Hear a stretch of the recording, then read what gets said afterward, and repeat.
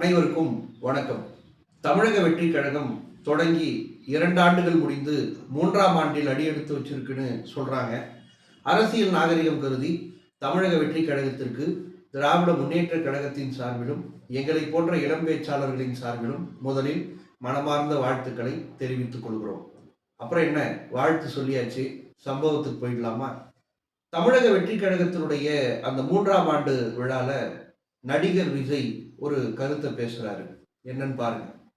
ஏய் விஜய், வீட்டு விட்டு வெளியே வா. ஏய் விஜய், வீட்டு விட்டு வெளியே வா. இப்படியெல்லாம் கேட்கும் போது எனக்கு எப்படி அது தோணுதுன்னா, ஐயோ இவங்க ஒவ்வொரு வீட்டுல இருக்கிற ஒவ்வொரு விஜயும் இவங்க கூப்பிடுற மாதிரியே எனக்கு தோணுது. எல்லார் வீட்லயும் விஜய் எப்படி இருக்காரு அப்படின்ற பஞ்சாயத்துக்கு அப்புறம் வருவோம். விஜய் வீட்டுல விஜய் எப்படி இருக்காரு அப்படின்றது ரொம்ப முக்கியம் இல்ல. அப்பா கிட்ட பேசுறது இல்ல, அம்மாவை மதிக்கிறது இல்ல, அதுக்கப்புறம் போனா கொஞ்சம் நாகரிகமா இருக்காது. இப்படி விஜய் வீட்டுல விஜய் ஒரு டர்ட்டி ஃபெல்லோவா இருக்காரு.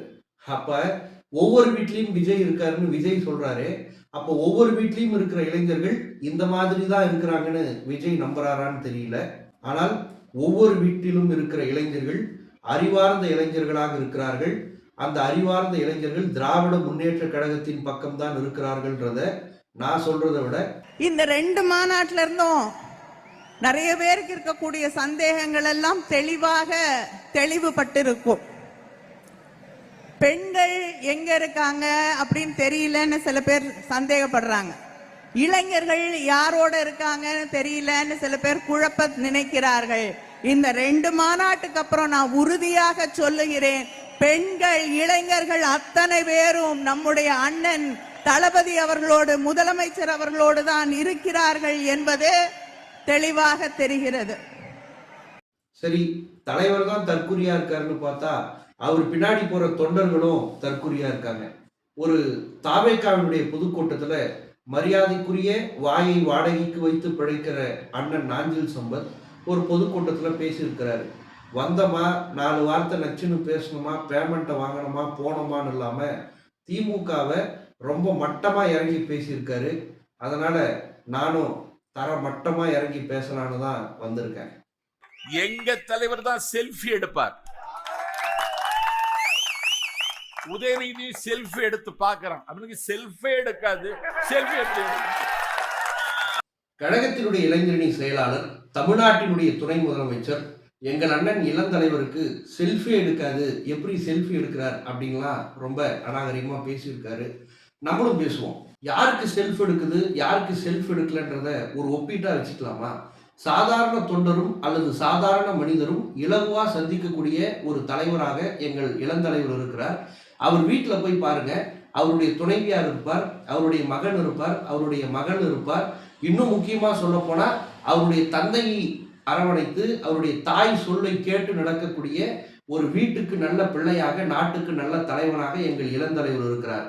அப்படியே நீங்க சொல்லக்கூடிய தலைவனுக்கு இந்த பொருத்தெல்லாம் பொருத்தி பாருங்க, எல்லாம் சுழியம் தான். இதுல தெரிஞ்சுக்கலாம் யாருக்கு செல்ஃப் எடுக்குது, யாருக்கு செல்ஃப் எடுக்கலன்றத. கதை சொல்றன்ற பேர்ல நாஞ்சில் சம்பத் ஒரு உண்மையை சொல்லியிருக்காரு, நீங்களே பாருங்களேன். உங்க கனவை சொல்லுங்கன்னு முதலமைச்சர் காலையில வாக்கிங் போகிற பொழுது அடையாறு கிட்ட ஒரு ஆள்கிட்ட கேட்டிருக்காரு, ஒரு தம்பிகிட்ட, உங்க கனவை சொல்லுங்க தம்பின்னு. அந்த தம்பி கேட்டிருக்கான், ஜனநாயகம் எப்பொழுது வரும் என்று. அண்ணன் சொல்ற கதையை பார்த்தா தாவேக்காக்கு ஆதரவா இருக்கிற மாதிரி இருக்குல்ல. ஆனா அந்த கதை முற்றிலுமா விஜய விளையாட்டா கலாய்க்கிற கதை. என்ன அப்படின்னா, நம்முடைய முதலமைச்சர் போய் ஒரு தம்பி கிட்ட கேட்கிறாராம், உங்களுடைய கனவு என்ன, சொல்லுங்க சொல்லுங்கன்னு. அவர் ரொம்ப அழகா நாஞ்சில் சம்பத் உண்மையை சொல்லியிருக்காரு. அந்த தம்பியினுடைய கனவு என்ன தெரியுமா? ஜனநாயகன் படம் எப்போ ரிலீஸ் ஆகும் அப்படின்றது தான். ஒரு நாளும் அந்த தம்பியினுடைய கனவு 2026 விஜய் முதலமைச்சர் ஆகணும்னு கிடையாது. ஜனநாயகம் படம் எப்போ ரிலீஸ் ஆகணுன்றது தான். அதுலயே தெரிஞ்சுக்கலாம், விஜயை இன்னும் இளைஞர்கள் நடிகராகத்தான் பார்க்கிறார்களே தவிர ஒருபோதும் அவரை தலைவராக ஏற்றுக்கொள்ளவே மாட்டார்கள் என்பதை அண்ணன் நாஞ்சில் சம்பத் சொல்றாரு, நான் சொல்லலைங்க. எல்லாருக்கும் நிறைவா சொல்லிக்கிறது ஒன்னே ஒண்ணுதான்.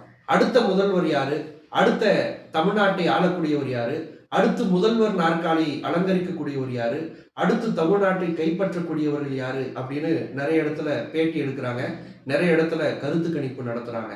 எவ்வளவு பேட்டிகள் வந்தாலும், எவ்வளவு கருத்து கணிப்புகள் வந்தாலும் 2026 மட்டுமல்ல, இனி தமிழ்நாட்டை ஆளப்போகிற முதலமைச்சர் முத்துவேல் கருணாநிதி ஸ்டாலின் என்கின்ற எங்களுடைய தலைவர் தளபதி அவர்கள்தான்.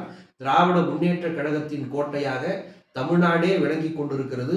இந்தியாவுக்கு, இந்திய ஒன்றிய அரசுக்கு தமிழ்நாடு அவுட் ஆஃப் கண்ட்ரோலாக திகழ்ந்து கொண்டிருக்கிறது. மக்கள் நல திட்டங்களை நானும் கொடுத்து கொண்டிருக்கிறது. மக்கள் மனங்களில், இதயங்களில் திராவிட முன்னேற்ற கழகமும் கழகத்தின் தலைவர் அண்ணன் முத்துவேல் கருணாநிதி ஸ்டாலின் அவர்களும் நீக்கமர நிறைந்திருக்கிறார்கள். எத்தனை நடிகர்கள் வந்தாலும், எத்தனை நீட்டி முழங்கக்கூடியவர்கள் வந்தாலும் திராவிட முன்னேற்ற கழகத்தின் ஒரு செங்கலை கூட ஒடுங்கவே முடியாது. ஸ்டாலின் தொடரட்டும், தமிழ்நாடு வெல்லட்டும்.